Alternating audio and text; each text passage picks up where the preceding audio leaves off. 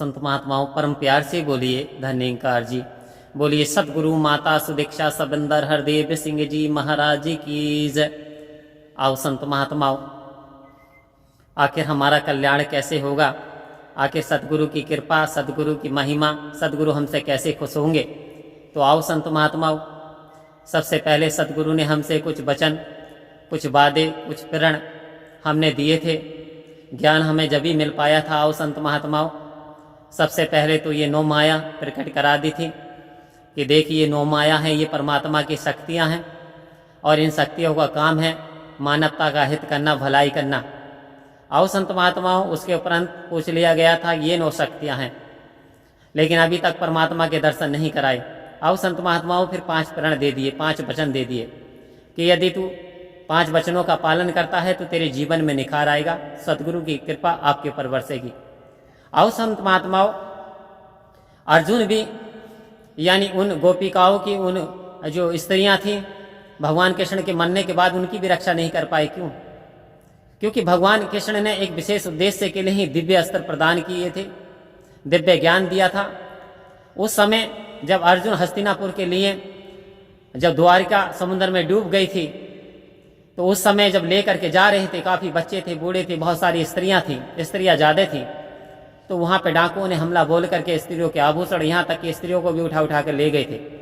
तो उस समय अर्जुन ने दिव्य अस्त्र का प्रयोग करना चाहा, लेकिन प्रयोग नहीं हुआ, भूल गया। आओ संत महात्माओं, करना तो चाहता था, बचाना तो चाहता था, शर्म आ रही थी, लेकिन भूल गया। आओ संत महात्माओं, तो हमें भी सतगुरु की रजा में राजी रहते हुए 5 प्रण में दिया है कि जो 5वां जो प्रण है कि सतगुरु की बिन मर्जी के अपने आप ब्रह्म का ज्ञान किसी को प्रकट नहीं करना, यानी हमें स्वयं सतगुरु नहीं बनना। आओ संत महात्माओं, तो यदि 5 प्रण मान जाते हैं तो बात आती है ब्रह्म की, ज्ञान की, इस निरंकार तत्व ज्ञान की, जिसको पाकर के आत्मा विभोर हो गई, आत्मा का कल्याण हो गया।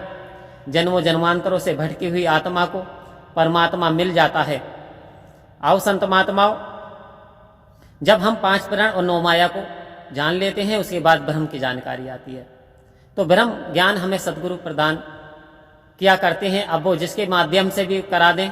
आओ संत महात्माओं, तो ये हम पे सतगुरु की बड़ी कृपा होती है, इनायत होती है।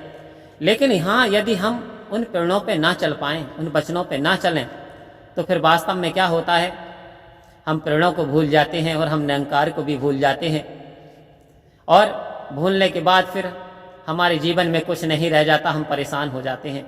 आओ संत महात्मा, के कारण क्या है? क्योंकि हम वचन का पालन नहीं किया। तो सबसे पहले हमें 5 प्रण का पालन करना है कि तन मन धन निरंकार का है, तो इसे निरंकार का ही समझना है। कभी कभी हमें अहंकार आ जाता है और कोई बात हो जाती है तो हम कह देते हैं कि मैं क्या तुझसे कम हूं, है ना, मैं तुझसे कम नहीं हूं, मेरे पास तो बहुत ताकत है, पैसा है। आओ संत महात्माओं, पहले प्रण में तन मन धन निरंकार का हमारा कुछ भी नहीं है, सोचने वाली बात है। दूसरा प्रण वर्ण जाति मजहब का हमें अहंकार अभिमान नहीं करना। आओ संत महात्माओं, ये वो चीज है जो कि हमारे जीवन में दुख देने वाली वस्तुएं थी। सतगुरु ने कृपा की, अंतर्यामी होता है सतगुरु, आप जानते हो, त्रिलोकीनाथ होता है।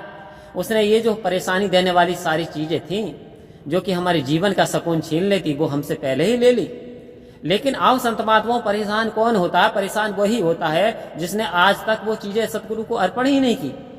तो उसका मन भी चले मान रहता है, उसका ध्यान भी और कहीं चला जाता है। लेकिन जिसने तन मन धन सतगुरु के चरणों में अर्पित कर दिया, आओ संत महात्माओं, अब उसका काम है किस प्रकार से इससे काम लेता है, किस प्रकार से चलाता है। आओ संत महात्माओं, तेरी मर्जी के बिगर हे मेरे मंगल मूल, पत्ता तक हिल सके ना खिले ना कोई फूल। हे निरंकार प्रभु, आपने बच्चा होने से पहले ही उसका भोजन उसके दे दिया, प्रकट कर दिया। एक पत्थर में कीड़े को भी आप भोजन देते हो। एक इंसान सो जाता है, लेकिन जब जागता है तो कभी भूखा नहीं सोता। संत महात्माओं, ऐसी कृपा इस निरंकार परमात्मा करता है। तो आओ संत महात्माओं, इसका जितना एहसान माना जाए, हम इतना एहसान, ज्यादा से ज्यादा इसका एहसान माने। यदि जीवन में कल्याण चाहते हैं तो ज्ञान पे विश्वास करें, सतगुरु की शक्ति में विश्वास करें, सतगुरु के इशारों पे चलना सीखें। सतगुरु के यदि वचनों का पालन करेंगे तो हमारे जीवन में निखार आता चला जाएगा और हम परम धाम को प्राप्त हो जाएंगे। क्योंकि यदि हम सतगुरु के वचनों का पालन करते हैं और यदि हमने आज लो तन मन धन दिया ही नहीं, आज लो 5 प्रण माने ही नहीं, तो आओ संत महात्माओं फिर हमारा कल्याण होने वाला भी नहीं। फिर तो वही बात हो गई कि टिकट तो हमने लेकर के जेब में रख लिया और ट्रेन में बैठे ही नहीं, तो फिर हम सफर में पहुंचेंगे कैसे? सफर में पहुंचने के लिए हमें ट्रेन में बैठना होगा, यानी इन 5 प्रणों को अपने जीवन में अपनाना होगा, तो वास्तव में हमारे जीवन का कल्याण होगा। परम प्यार से बोलिए धन्यकार जी।